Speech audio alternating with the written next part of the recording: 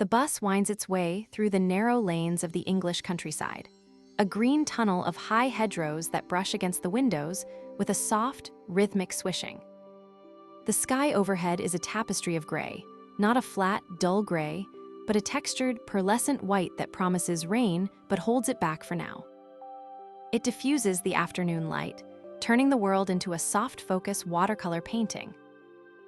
Watching the landscape roll by. It is a patchwork quilt of greens and browns.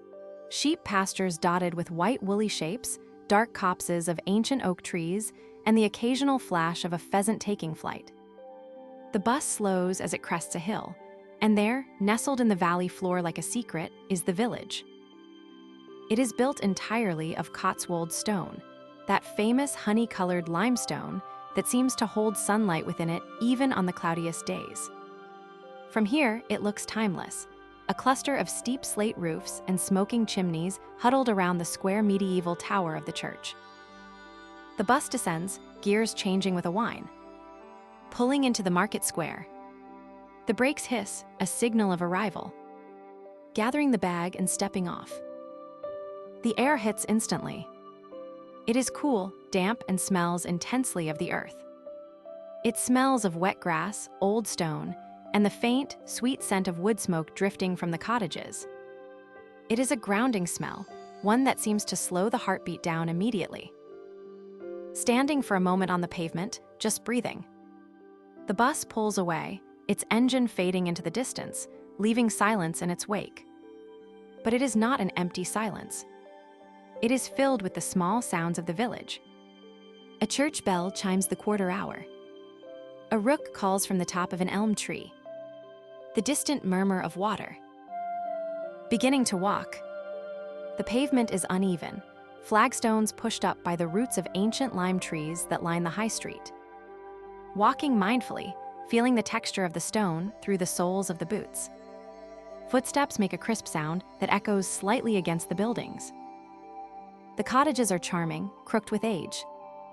Their walls are covered in climbing roses and wisteria, now dormant for the winter, twisted vines like calligraphy against the stone.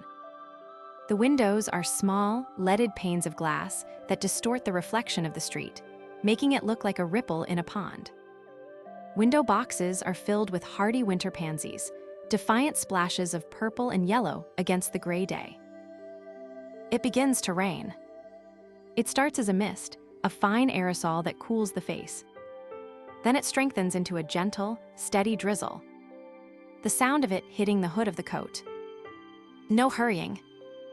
The rain feels part of the place, an essential element of the atmosphere.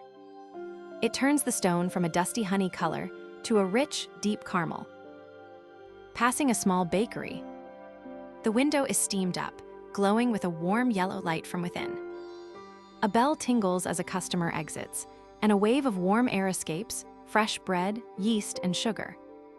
It wraps around for a second, a fleeting embrace of comfort, before the cool air returns.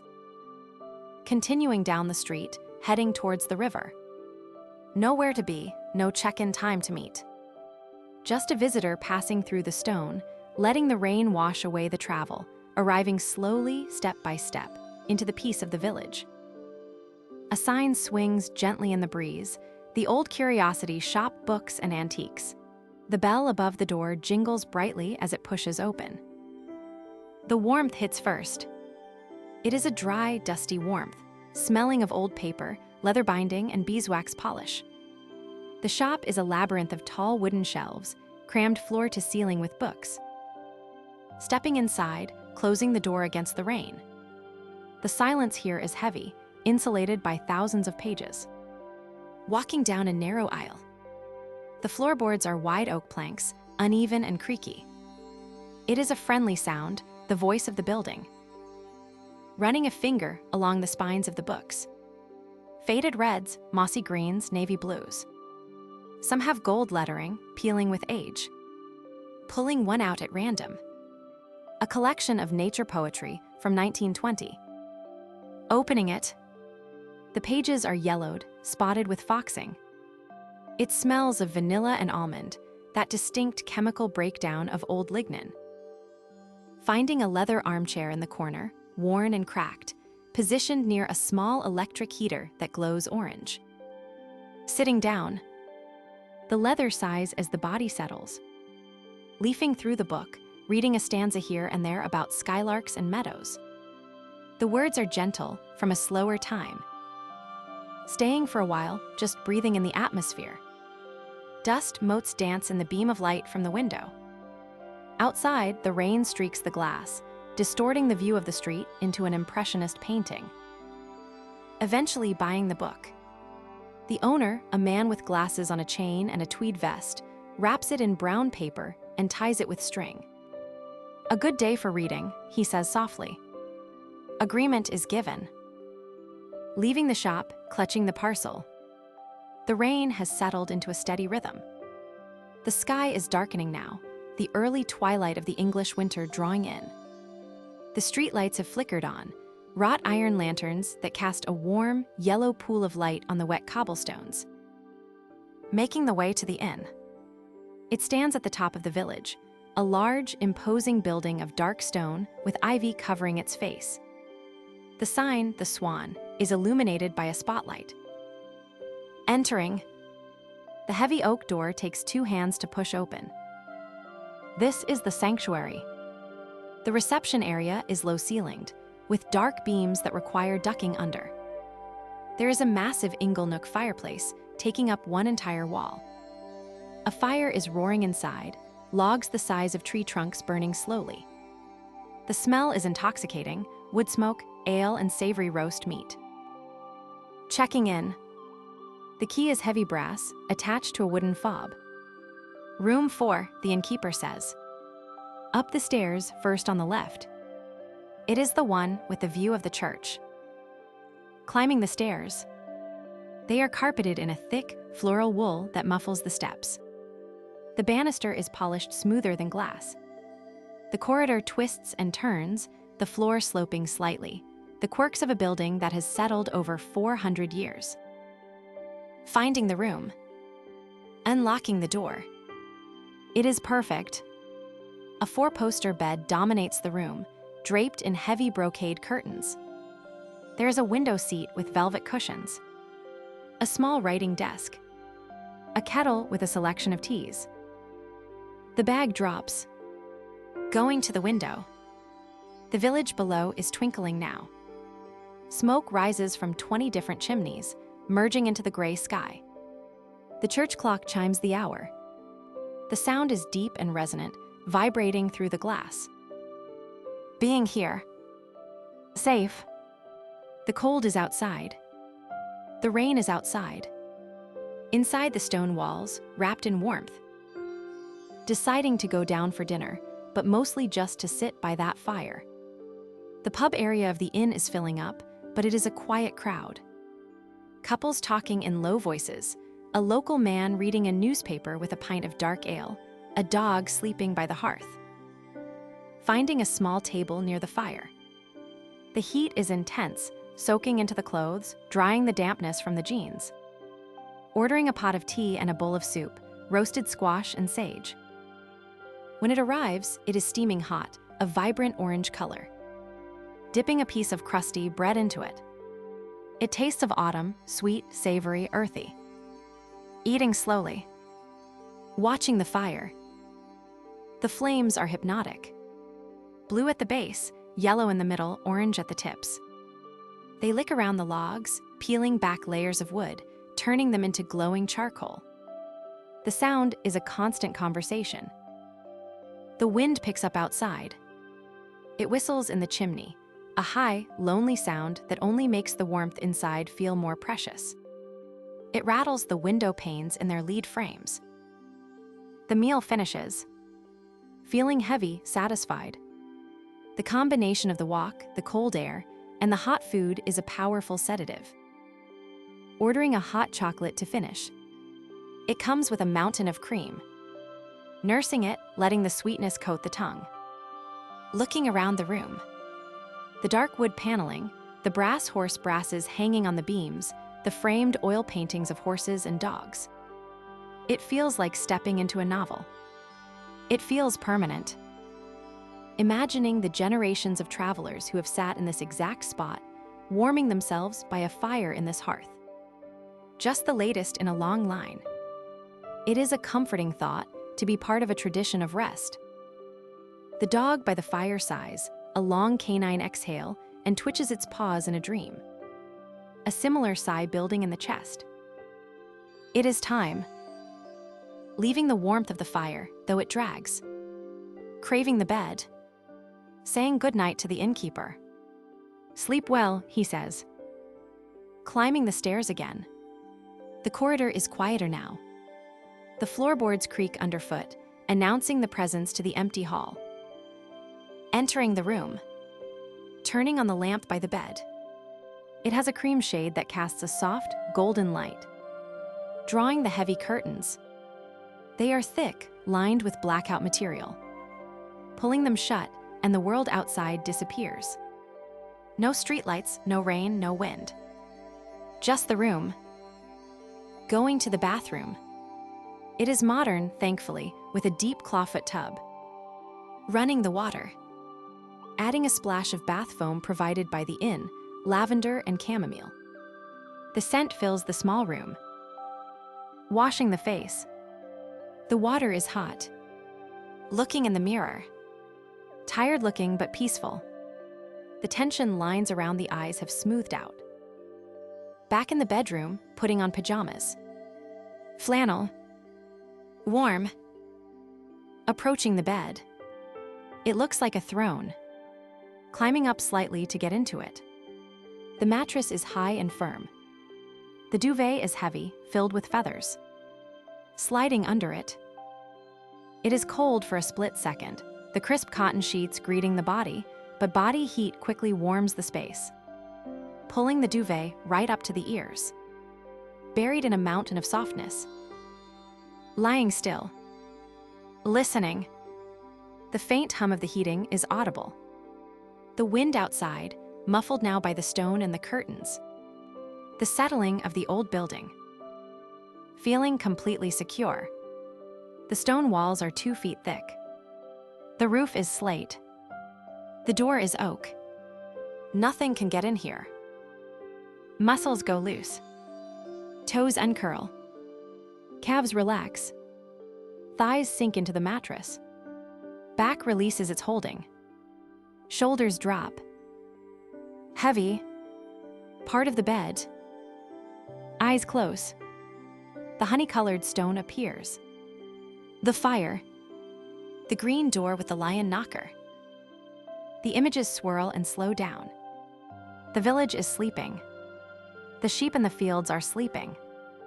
The ducks under the bridge are sleeping. And now sleep begins. Drifting. Floating on the river. Safe in the stone. Sleep. Good night. Reaching the bottom of the hill where the river runs. It is a shallow, clear stream, the river Windrush, flowing fast over a bed of smooth pebbles. It cuts through the center of the village, a liquid artery of life. Stopping at the bridge. It is a low stone structure, humped in the middle, worn smooth by centuries of feet and hooves. Walking to the apex and leaning over the parapet. The stone is cold and wet under the hands, covered in patches of velvet moss that soak up the rain like sponges. Looking down into the water. It is crystal clear. Long strands of green weed wave in the current like mermaid's hair.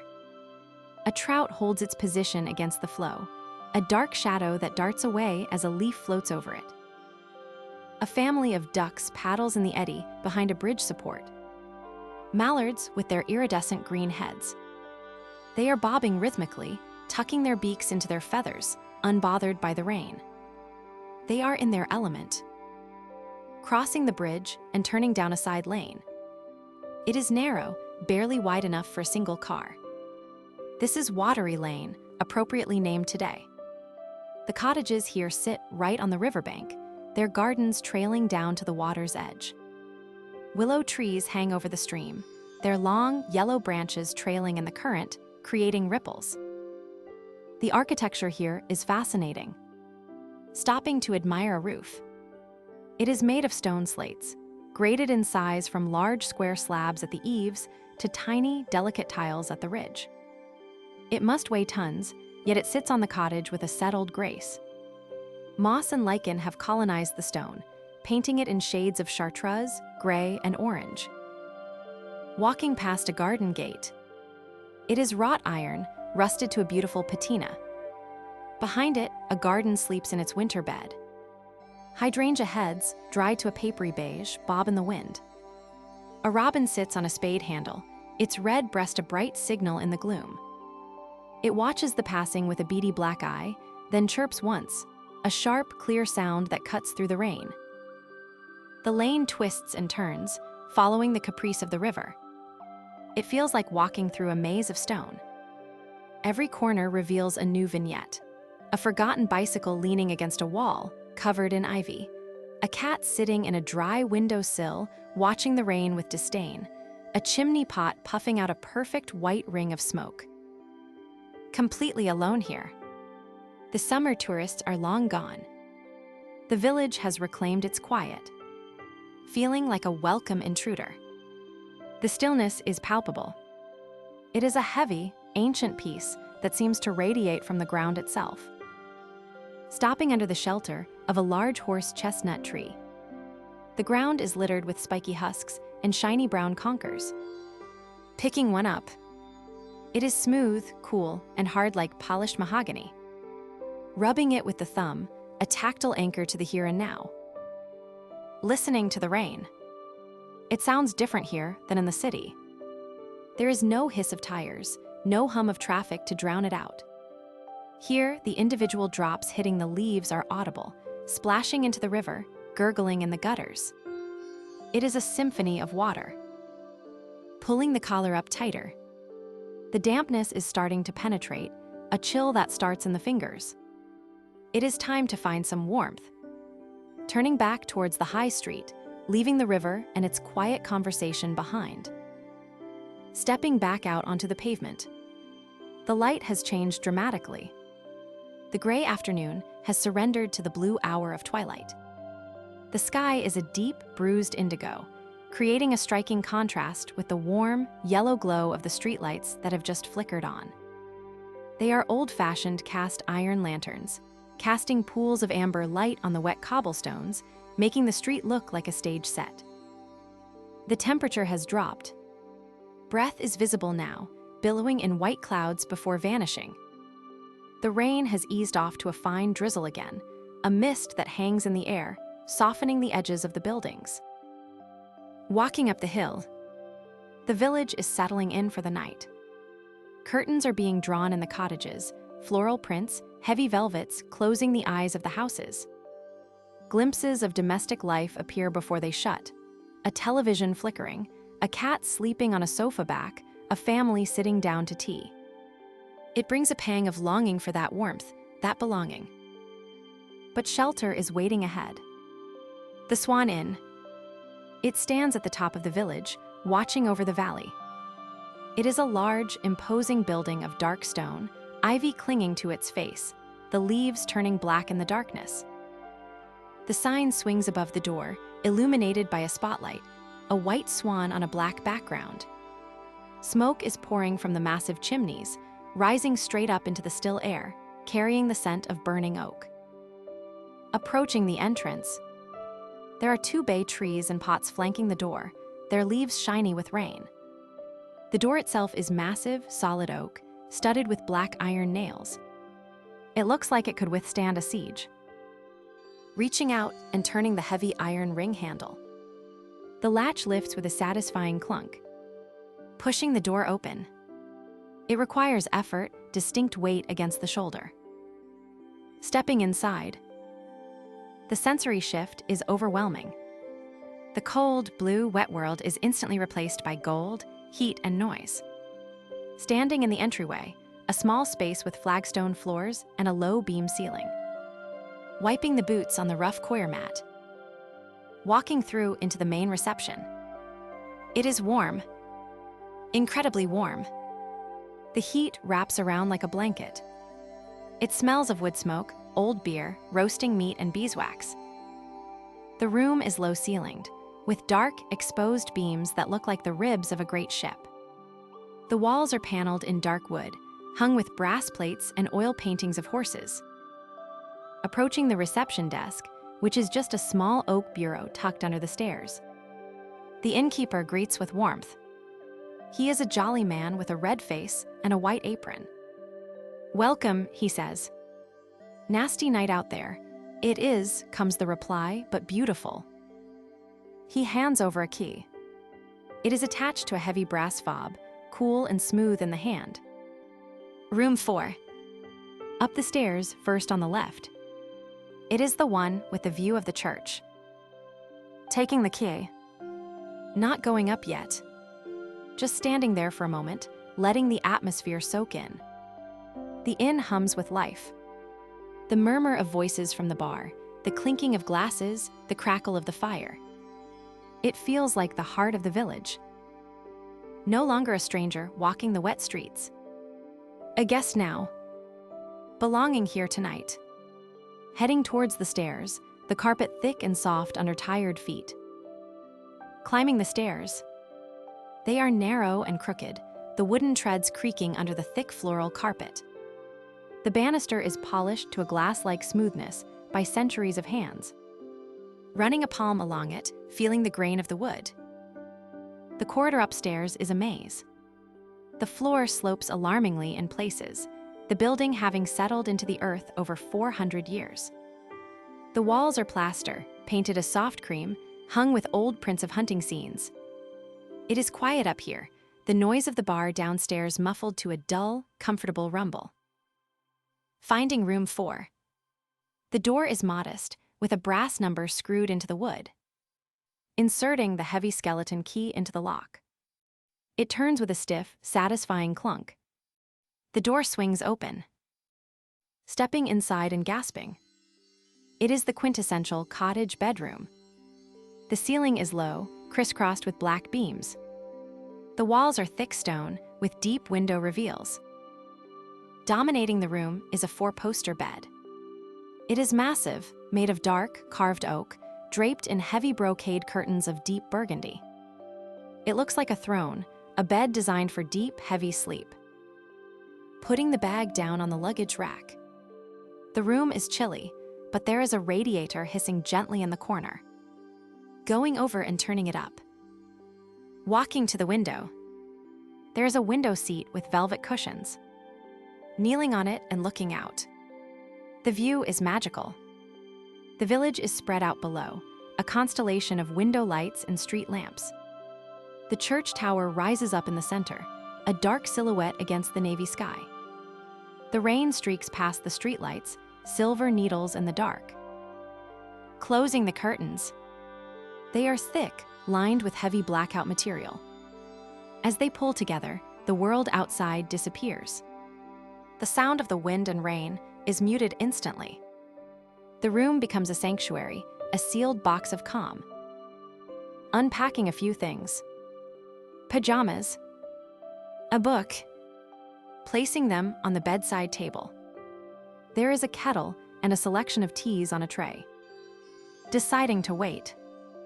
Wanting to go down to the fire first. Washing the face in the small ensuite bathroom. The water is hot and soft. Looking in the mirror. Cheeks are pink from the wind. Tired looking, but it is a good tired. The physical tiredness of walking in fresh air. Changing out of damp jeans into soft corduroys and a fresh sweater. Putting on thick wool socks.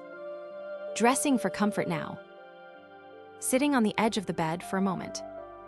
It is high, feet dangle slightly. The mattress is firm but yielding. Bouncing gently. It does not squeak. It feels solid. Taking a deep breath. The room smells of lavender polish and old stone. It feels safe. It feels like a place where nothing bad can happen. Grabbing the book and the room key. Heading back out into the corridor, locking the sanctuary behind, ready to descend into the warmth of the pub for a meal. The afternoon turns toward evening as the exploration continues. Leaving the car at a lay-by, walking a short trail to a viewpoint that overlooks the entire Cotswolds panorama.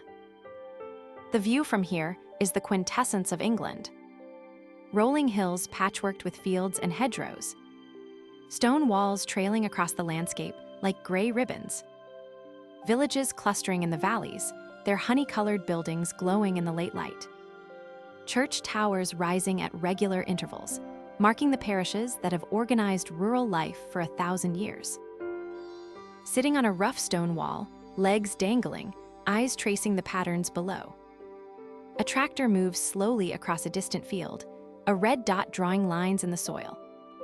Sheep graze the pastures, their white forms scattered like clouds fallen to earth. The evening light does something magical to the Cotswold stone. The limestone, quarried from these very hills, seems to absorb the sunset and glow from within. The buildings are not just illuminated, they are radiant, as if each stone holds a small sun of its own. This is what draws visitors year after year, century after century. The beauty is not spectacular in the way of mountains or waterfalls. It is subtle, cumulative, the beauty of pattern and harmony, and the slow work of human hands on a generous landscape. Walking back to the car as the light fades. The headlights come on for the drive back to the village. The lanes are even narrower in darkness, the stone walls appearing suddenly in the beams, requiring careful navigation. Arriving at the pub just as proper night falls. The door opens to warmth and lamplight, the smell of roasting meat and fresh bread, the murmur of conversation from locals at the bar. Finding a table by the fire.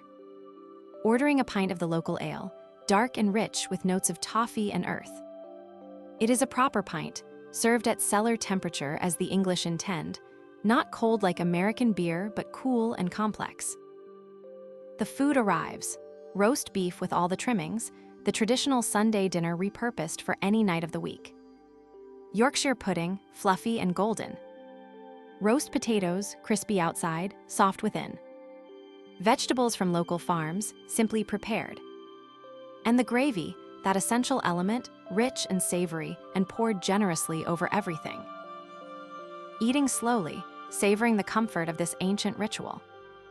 English food has been maligned for generations, but when done right, in a village pub with local ingredients and traditional methods, it is sublime.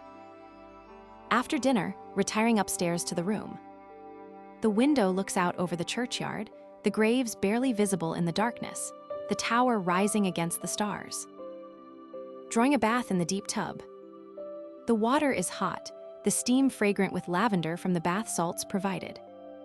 Sinking in, feeling the day's walking dissolve, the muscles unknotting, the mind settling. From the bath, through the frosted window, the sound of the church clock striking 10. The notes are clear and ancient, unchanged since the bell was cast centuries ago. 10 o'clock in a Cotswolds village, and all is well. Drying off, dressing for sleep, climbing into the four-poster bed. The mattress is feather soft, the linens crisp, the duvet heavy and warm. Looking up at the ceiling beams and the darkness. They are original, the wood darkened by centuries of fires and candles and human breath. How many have slept in this room? How many travelers have lain under these beams, watching the same shadows, hearing the same clock? The continuity is comforting. This room, this village, this landscape, they have endured wars and plagues and upheavals. They will endure whatever the future brings. They are steady, permanent, a rock in the storm of time. Sleep comes, wrapped in centuries of hospitality. Good night, England. The villages sleep. The stone glows in the moonlight. Rest. Ducking under the low beam and entering the bar area. This is the heart of the inn. The Inglenook fireplace takes up almost the entire far wall. It is cavernous, big enough to stand inside. A fire is roaring in the iron grate, logs the size of tree, trunks burning with a slow, intense heat. Finding a small, round table near the fire. It is made of cast iron and scarred wood. Sitting down. The heat from the fire hits like a physical wave, soaking into the clothes, drying the last of the dampness from the walk. It is oppressive in the best possible way, a blanket of warmth. Ordering at the bar. A pot of tea and the soup of the day, roasted butternut squash with sage. Returning to the seat. Watching the fire. The flames are mesmerizing. Blue at the base, yellow in the belly, licking up to orange tips. They dance around the logs, peeling back layers of wood, turning them into glowing charcoal scales. A dog, a large, sleepy golden retriever, wanders over and flops down on the rug in front of the hearth. He sighs, a long canine exhale of pure contentment, and rests his head on his paws. A smile forms. Everyone is seeking the same thing, warmth and rest. The food arrives. The soup is steaming, a vibrant orange bowl of comfort. Dipping a chunk of crusty bread into it. It tastes of autumn, sweet squash, earthy sage, rich cream. Eating slowly, savoring every spoonful. It warms from the inside out. Looking around the room. It is filling up with locals and travelers. The conversation is a low hum, respectful of the atmosphere. No loud music, just the murmur of voices and the clinking of cutlery. It feels timeless. This scene, people eating by a fire while a storm blows outside, has happened here for hundreds of years. The soup finishes. Feeling heavy, satisfied. The combination of the cold walk, the hot food, and the fire is a powerful sedative. Eyelids feel heavy. Leaning back in the chair, stretching legs out towards the hearth. Listening to the wind. It is picked up outside. It whistles in the chimney, a high, lonely sound. It rattles the window panes in their lead frames. It makes the safety of the indoors feel even more precious. Ordering a hot chocolate to finish. It comes in a tall mug, topped with a mountain of whipped cream and a dusting of cocoa. Wrapping hands around it. Sipping the sweet, hot liquid through the cool cream. It is indulgent and perfect. Staying for another hour, just watching the fire die down a little, turning from flames to a pulsing bed of red embers. The dog twitches in his sleep, chasing rabbits in his dreams. The body is shutting down. The day is done. The stones have been walked, the river seen, the book found, the food eaten. There is nothing left to do but sleep. Standing up, reluctantly leaving the fire. The heat clings as the walk to the door begins. "Good night," whispered to the room. The dog lifts an eyebrow, but does not move. Heading for the stairs. The second day in the Cotswolds begins with a walk. The morning is cool, the dew heavy on the grass, the sky that particular shade of English gray that is neither cloud nor clear. Leaving the inn and turning down a footpath that leads toward the river. The path is public, one of the thousands that cross England's countryside, maintained by law for centuries, a right-of-way that belongs to all. The river Windrush lives up to its name this morning, the water moving swiftly after the recent rains. It is clear over the gravel beds, deeper and darker where it pools around roots and rocks. Ducks paddle against the current, maintaining their position with patient effort. Following the footpath across the water meadows. These traditional grazing lands flood in winter, the river spreading across the flats, then recede in summer, leaving lush grass for the sheep and cattle. The system has worked for 1,000 years. The village appears around a bend, its stone buildings clustered around the church. But this is not the village of last night. This is another settlement, reachable only on foot along these ancient paths. Exploring the new village. It is smaller, quieter, less touristed than its larger neighbor. The pub is not yet open. The shop is one room of someone's cottage, selling newspapers and milk and local honey. The church is Norman, its squat tower 1,000 years old, its walls thick as fortress walls. Entering through the heavy door, the air inside is cool and still. The interior is simple, whitewashed walls and dark wooden pews. The windows are clear glass, not stained, allowing the gray light to fill the space. It feels Protestant, practical, unadorned. But the history is visible if you know where to look. A brass plate on the floor marks a medieval grave. The font is older than the Reformation, older than the conquest perhaps, a survival from some unimaginable antiquity. Sitting in a pew, not praying but simply being present. Churches like this have held communities together for a millennium. They have witnessed every human drama, births and marriages, deaths and departures. Every emotion has echoed in this space. After the church, walking on. The footpath continues through the village and out the other side, climbing a gentle hill that provides views back over the valley. The morning mist is burning off now, the sun finding gaps in the clouds. Looking down at the two villages visible below, the larger and the smaller, connected by this footpath, connected by the river, connected by centuries of shared existence. People have walked the same path, seen the same view, felt the same peace. The connection to continuity is powerful.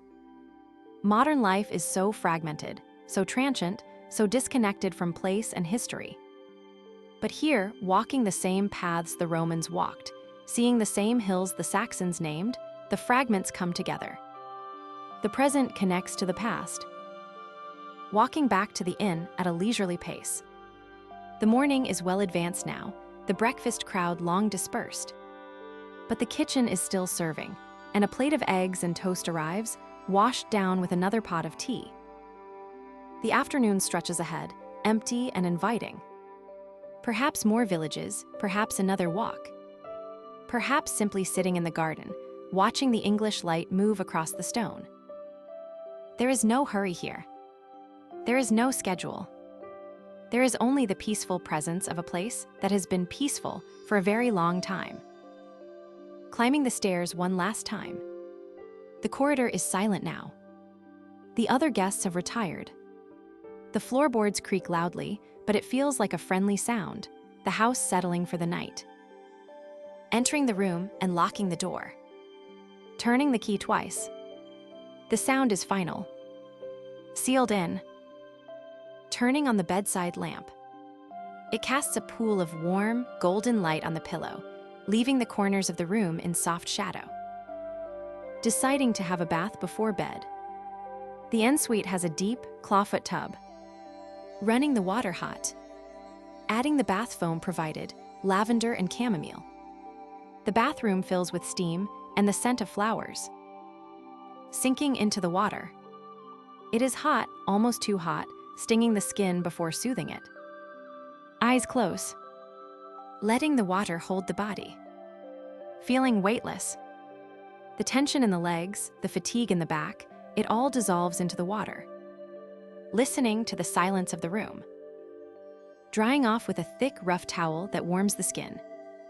Putting on flannel pajamas. Brushing teeth, the mint sharp and clean. Going into the bedroom. Turning off the main light, leaving only the small lamp by the bed. The room is a cave of comfort. Approaching the bed. Climbing up, sliding under the heavy duvet. The sheets are crisp, cool cotton that warms up instantly against the body. The pillow is soft, sinking under the head. Pulling the covers up to the chin. Buried in a mountain of feathers. Feeling small and safe. Lying on the back and listening. The wind is audible, muffled and distant. The rain taps gently on the glass. The radiator ticks as it cools. Letting the body go. Relaxing the toes. The feet. The calves. The knees. The thighs. Hips sink into the mattress. Back releases. Shoulders drop away from the ears. Hands curl loosely on the sheet. Jaw unclenches. Heavy. Stone. Part of the inn. Eyes close. Images of the day float by. The green river weed waving in the current. The smell of the old books. The orange flames of the fire. The golden dog sleeping. They swirl and slow down. The village is sleeping. The sheep on the hills are sleeping. The ducks under the bridge are sleeping. Drifting. Floating on the river. Safe in the stone walls. The bed holds. The night holds. Sleep. Deep English sleep. Good night. The Cotswolds walk on the second full day brings unexpected discoveries. Following a footpath marked on the Ordnance Survey map, crossing fields that seem to have changed little in centuries, encountering the landscape at walking pace rather than driving speed. The path begins behind the church and immediately enters farmland. Sheep graze on either side, indifferent to the walker, continuing their endless work of turning grass into wool. The gates between fields are wooden or metal, each with its own mechanism, each requiring a moment of puzzle solving. These footpaths are legally protected rights-of-way, dating back centuries. Farmers cannot obstruct them even when they cross private land. Walkers have exercised these rights for generations, keeping the paths visible through the simple act of walking. The ground rises gradually toward a ridge. Looking back, the village has disappeared into its fold of land, only the church tower visible above the trees. Ahead, the path curves through a copse of beech trees, their leaves golden and rustling. Inside the copse, the light is filtered and mysterious. The trees are old, their trunks massive, their roots exposed by generations of foot traffic. A woodpecker drums somewhere above. The smell of decay and growth mingles, autumn's characteristic perfume. Emerging from the copse, the view opens suddenly. Rolling hills extend to every horizon, their colors shifting from brown to gold to green. A tractor moves across a distant field, its engine sound delayed by the distance. This is England's agricultural heart, working as it has worked for a millennium. The path descends to a stream crossed by stepping stones. The stones are worn smooth by centuries of feet, slippery with algae, requiring careful navigation. The stream itself is clear and cold, moving quickly over a gravel bed. Stopping to drink from cupped hands, the taste is pure and earthy. A farmhouse appears ahead, old and organic, seeming to grow from the soil rather than rest upon it. The path skirts the edge of the farmyard, past a barn with sheep inside, past a garden where late roses still bloom, past a dog that watches without barking. The farmer's wife appears at the door, waves a greeting, returns to her work. This is not unusual here. Walkers pass constantly. The footpath is a thread connecting the world outside to the world within. The route now follows a lane for half a mile, past cottages whose gardens overflow with autumn planting asters and chrysanthemums, the late blooms of dahlias, the browning stalks of summer's flowers now gone. Each garden tells a story of its owner's taste and effort. Then another gate, another field, another stretch of ancient path. The rhythm becomes meditative: gate, field, stile, field, gate. The mind empties of everything except the next step, the next view, the next breath of cool air. By midday, another village appears. This one has a taroom, which is fortunate.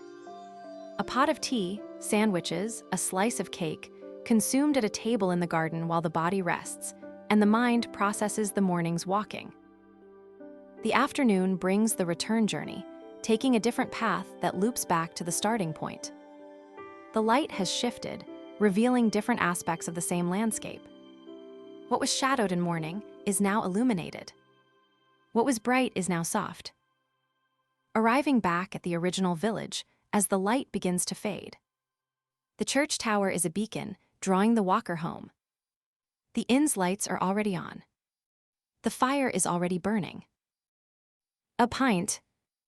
A seat. A sigh of contentment. This is what walking offers.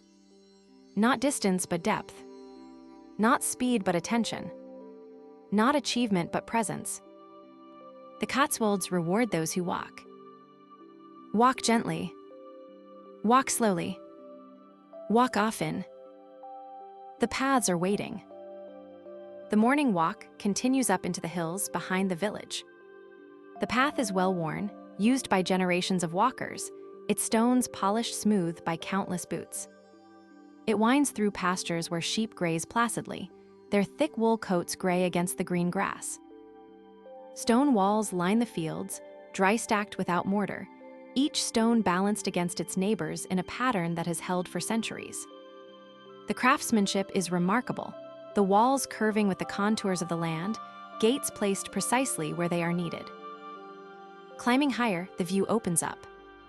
The village is spread below, its honey-colored buildings glowing in the morning light. The church tower rises from the center, solid and reassuring. Smoke rises from a dozen chimneys, the scent of wood smoke reaching even up here. Finding a flat stone at the crest of the hill and sitting down. The valley spreads in all directions. The patchwork of fields, divided by hedgerows and stone walls, creates a living tapestry of greens and browns. A tractor moves slowly in the distance, a red dot against the green. The river Windrush sparkles in its valley, catching the morning sun. The line of trees along its banks is beginning to show autumn color, touches of gold and rust among the green. In a few weeks, this will all be transformed by the season. Sitting there for a long time, just watching. A kestrel hovers over a field, wings vibrating in place, hunting for mice in the stubble. A pair of buzzards circle higher, riding the thermals that rise from the warming land. The peace here is not empty. It is full, rich with centuries of human habitation, with the layered presence of all who have worked this land and walked these paths. The Cotswolds has been farmed since the Bronze Age. Every stone wall, every hedge, every field boundary is the product of human labor stretching back thousands of years. And yet it feels natural, organic, as if the landscape and its inhabitants have grown together into a single living thing. The villages fit the land. The farms fit the contours. Even the sheep seem to belong, as much a part of the view as the trees and the hills. Eventually, the body cools, the stone becoming uncomfortable through the jacket. Rising, stretching, beginning the descent back toward the village. The path leads past an old barn, its stone walls patched and repaired over centuries, its slate roof sagging slightly in the middle. A cat sits in the doorway, watching with the supreme indifference that only cats possess. Past an orchard, the apple trees heavy with fruit, some fallen and rotting sweetly on the ground. Wasps buzz around the windfall apples, drunk on the fermenting sugar. Past a pond where ducks doze on a wooden platform, their heads tucked under their wings. One opens an eye, assesses the passing figure, and closes it again. Back into the village. The bakery is open now, its windows steamed from within. The smell of fresh bread is irresistible. Entering and buying a loaf, still warm, the crust crackling. Walking through the village with the bread under an arm, feeling like a local, feeling like someone who belongs here, at least for these few days. The morning market in a small Cotswolds town offers a different kind of experience from the villages. The market has been held here for 8 centuries, granted by royal charter, operating continuously through plague and war and industrial revolution. The stalls are arranged in the same pattern they have always been arranged. The stone market cross at the center has sheltered traders for generations.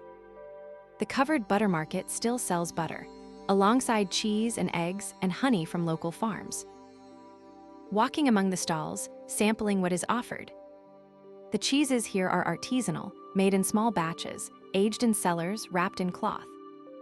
The bread comes from wood-fired ovens. The vegetables were harvested this morning, their leaves still carrying morning dew. The vendors know their regulars by name. They discuss the weather, the crops, the local gossip. The transaction is social as much as commercial. Money changes hands, but so does community. Buying ingredients for a picnic, bread, cheese, apples, a small pot of pickles.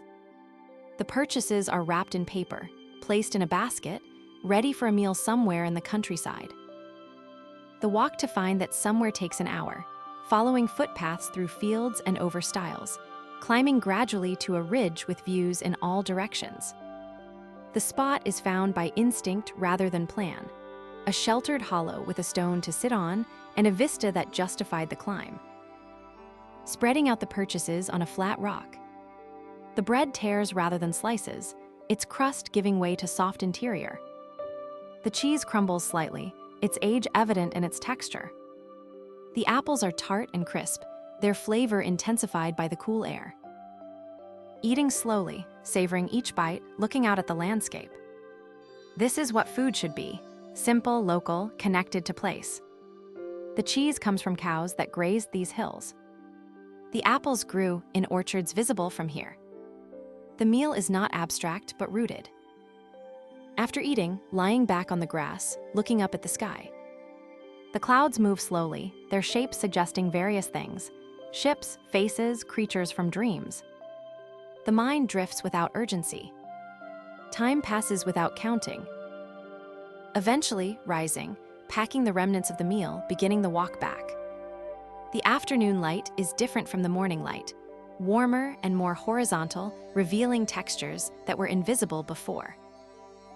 Arriving back at the village as the shops are closing. The market has packed up and gone. The square is empty, except for a few locals walking dogs or heading to the pub. The pub is the natural destination. A half pint of the local bitter, consumed at a table by the window, watching the light fade over the village green. The day has been complete without being eventful. The pleasure has been in presence rather than activity.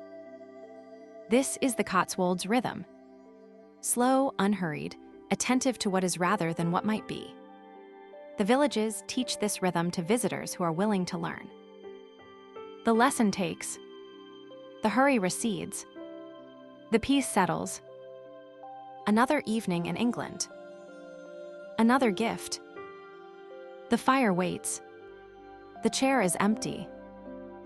Time to fill it.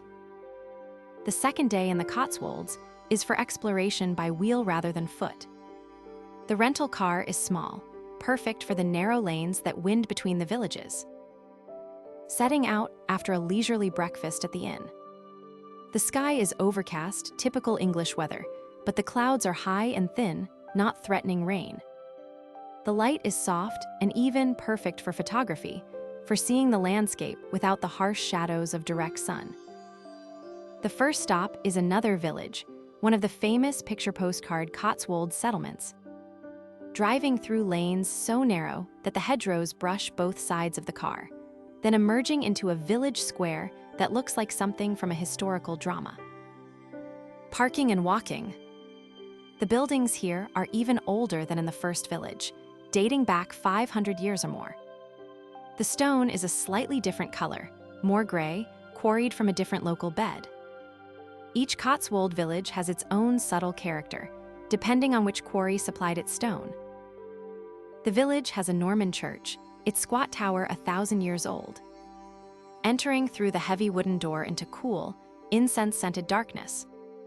The interior is a palimpsest of ages, Roman foundations, Saxon stonework, Norman arches, Victorian stained glass. Every generation has added its layer. Sitting in a pew, just breathing in the silence. The carved wood is worn smooth by centuries of hands. The flagstones are dipped from centuries of feet. Some of the memorial tablets on the walls bear dates from the Civil War, the Restoration, the Georgian era. Lighting a candle at the small shrine, adding its flame to the cluster already burning. Not for any religious reason, just as a gesture of respect, of participation in this ancient tradition of light. Back outside. The village has a tea room, of course. Every Cotswold village has a tea room. Finding a table by the window, ordering a cream tea, scone, clotted cream, strawberry jam, and a pot of Earl Grey. The scone arrives, fresh from the oven, warm and crumbly. The cream is thick enough to stand a spoon in, made from cows that graze in nearby pastures. The jam is local too, from a farm down the road. Assembling the perfect bite, a piece of scone loaded with cream topped with jam. The combination is heavenly, sweet and rich and comforting. Sitting with the empty plate, looking out the window at the village square. An elderly man walks past with a Jack Russell Terrier. A mother pushes a pram. A delivery van squeezes through the narrow gap between the parked cars. Normal life, going on as it has for generations. After tea, walking to the village's famous garden, attached to a stately home. The garden is spectacular, designed in the Victorian era and maintained with passionate care. Herbaceous borders spill with color, even this late in the season. A rose garden still holds a few late blooms. A kitchen garden is heavy with autumn vegetables. Wandering the paths for an hour, each turn revealing a new vista. A sculpture, a fountain, a perfectly framed view of the house. The gardeners work quietly, trimming and weeding, maintaining the illusion of effortless perfection. Eventually, reluctantly, returning to the car. There are more villages to see, more lanes to drive, more beauty to absorb. The afternoon passes in a blur of stone and green. Arlington Row, the famous line of weavers' cottages that appears on every Cotswolds calendar. Byberry, with its clear stream full of trout. Burton on the Water, where the river flows right through the village center, crossed by low stone bridges. Each village is similar and different. The same Honeystone, but different houses. The same English charm, but different character. All of them beautiful. All of them working their spell. As evening approaches, driving back to the original village, to the Swan, to the room waiting in the inn. The familiar church tower appears, the familiar chimney smoke rises. It feels like coming home. Parking in the courtyard. Walking up the stairs to the room. The bed has been made, the curtains drawn back, a chocolate left on the pillow. Small luxuries, small kindnesses. Sitting in the window seat, watching the light fade. Another evening in the Cotswolds. Another night in the stone embrace of this ancient land. And tomorrow, reluctantly, the journey home. The final full day in the Cotswolds brings the urge to simply wander. No destination, no schedule, just the open road and the villages that dot it. Taking the car down lanes that are barely wide enough for a single vehicle. The hedgerows brush both sides. Blind corners appear without warning. The driving is slow, careful, trusting that oncoming traffic will also be slow and careful. The villages appear unexpectedly, the road widening slightly to accommodate a cluster of houses, a church, perhaps a pub. Each one has a war memorial, the names of the dead from the world wars carved in stone. So many names from such small places. Stopping in one village because the light is right. The Cotswold stone glows gold in the morning sun, and the church tower rises against a cloud-pocked sky. Parking the car and walking through the churchyard, reading the inscriptions on the graves. The dates go back centuries. Families that lived and died in the same spot for generations. The names repeat, Williams and Halls and Browns, intermarrying, persisting, rooted in this one place while the world changed around them. Inside the church, the usual features. A Norman font, medieval pews, Victorian restorations, modern flower arrangements. The combination should be jarring, but is instead harmonious, each era contributing its layer to a building that encompasses all of them. The vicar appears from the vestry, a middle-aged woman in a cardigan, welcoming without being intrusive. A brief conversation about the church's history, the village's character, the changes that even this remote place has experienced. Back to the car. Back to the lanes. Another village, another stop. This one has a famous dovecote, a medieval structure where doves were raised for meat and fertilizer.